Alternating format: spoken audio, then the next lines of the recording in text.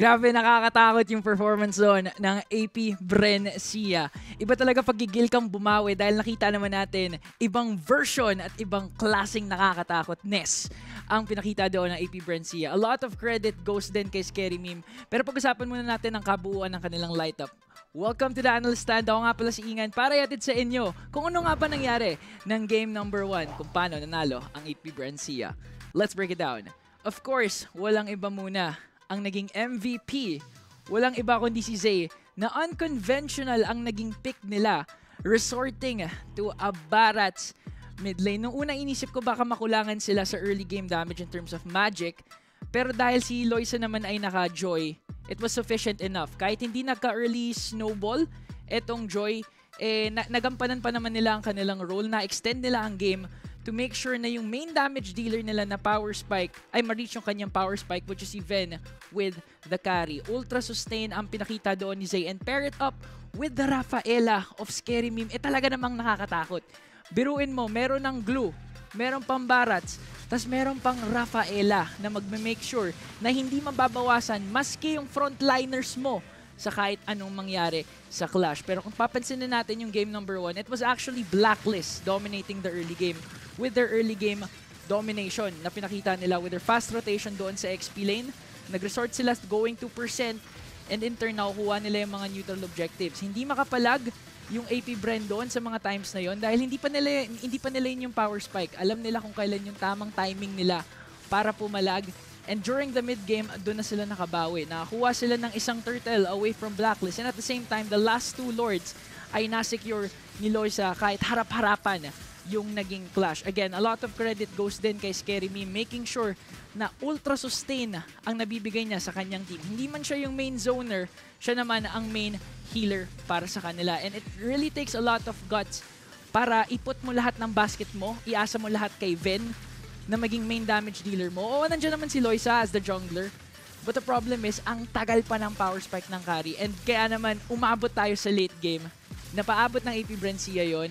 And it was a very, very phenomenal performance. Kahit actually nakakatakot yung mga setups coming in from Reggie's, Guinevere, pati na rin si Percent with his Arlot. And looking at the draft, it's actually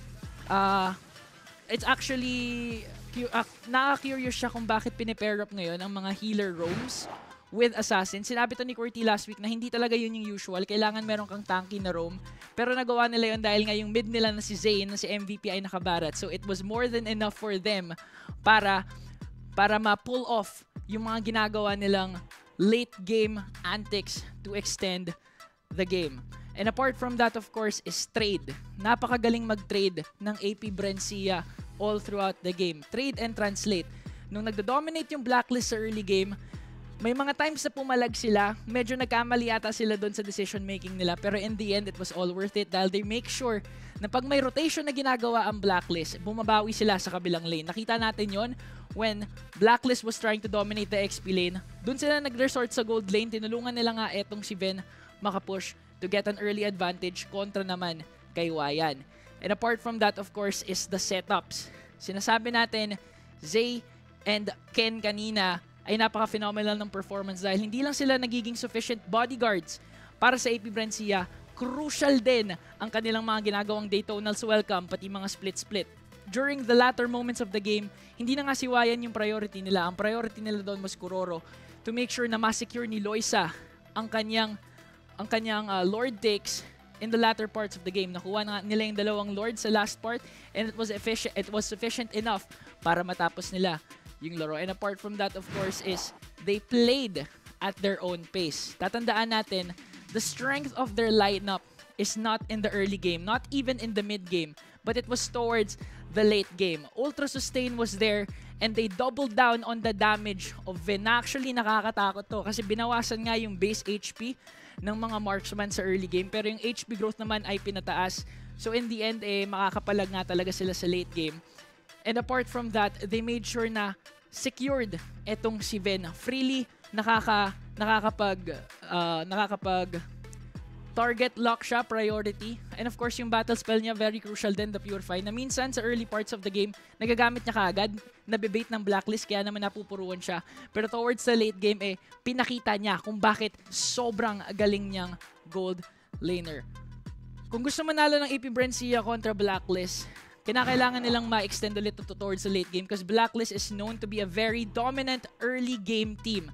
Through their early game centricness, mahilig sila sa mga objectives, mahilig sila mag-priority ng push ng neutral objectives. So kinakailangan na AP Brencia ma-counter yung ganong klaseng aggression na pinapakita ng Blacklist sa early game. Kaya naman excited na ako for game number 2. Global ban nga pala tayo ngayon, so marami tayong bagong heroes na makikita. Kaya casters, kayo na muna.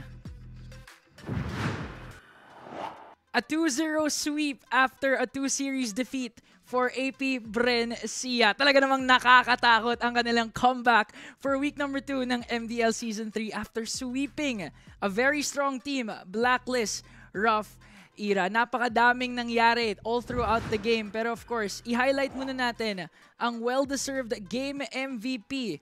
Walang iba kundi si Scary Meme dahil ginawa nga niya yung keys to victory na maging mas nakakatakot para sa kanyang makakatapat ng Blacklist. All throughout the game, nakita natin ang difference kung pag-active, hyperactive siya maglaro compare sa mga picks like the Novaria nung ginamit niya last week. With this Arlott, he was able to set up for his team and at the same time, extend talaga the lead and create an early game power spike kahit medyo late game pa yung insurance ng mga damage dealers ng AP Brencia. And apart from that, of course, yung micro-mechanics ng buong team.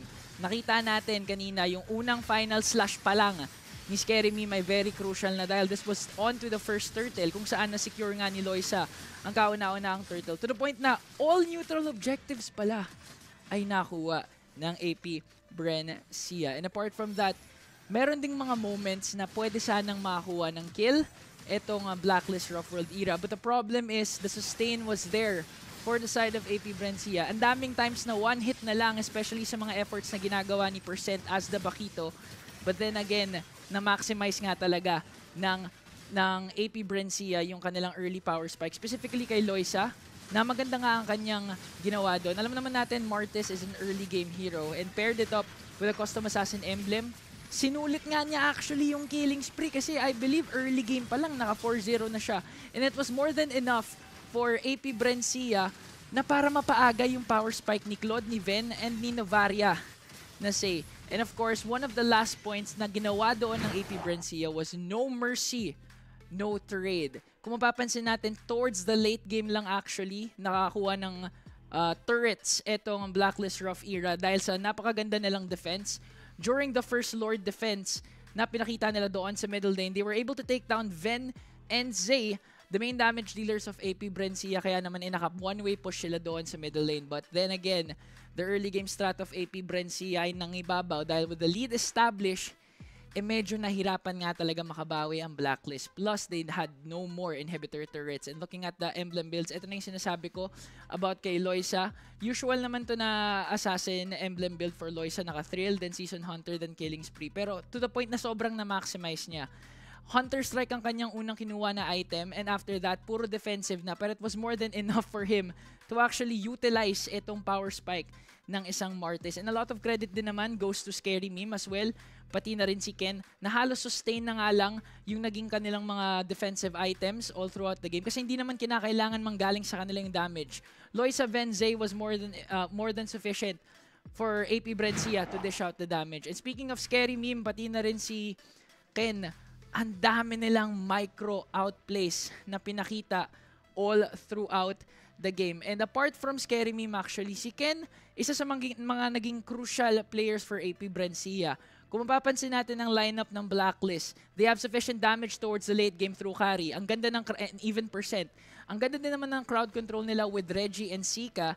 But the problem is, Ken was soaking up every single ultimate ng Blacklist at hindi nila ma-burst down etong si Ken. To the point na dumadating tayo sa clash na wala na talagang panglaban yung Blacklist but they had to fight because may neutral objective na up for grabs. Kaya naman AP Brencia, I'm just excited dahil week number 2 na, merong major adjustments kaagad na pinakita ang AP Brencia towards MDL Season 3. Pero marami pa tayong mga may experience na games mamaya, especially global ban to, so marami ding heroes. Pero gusto mo muna marinig, ako na masabi ng ating mga casters. Kaya casters, kayo na muna.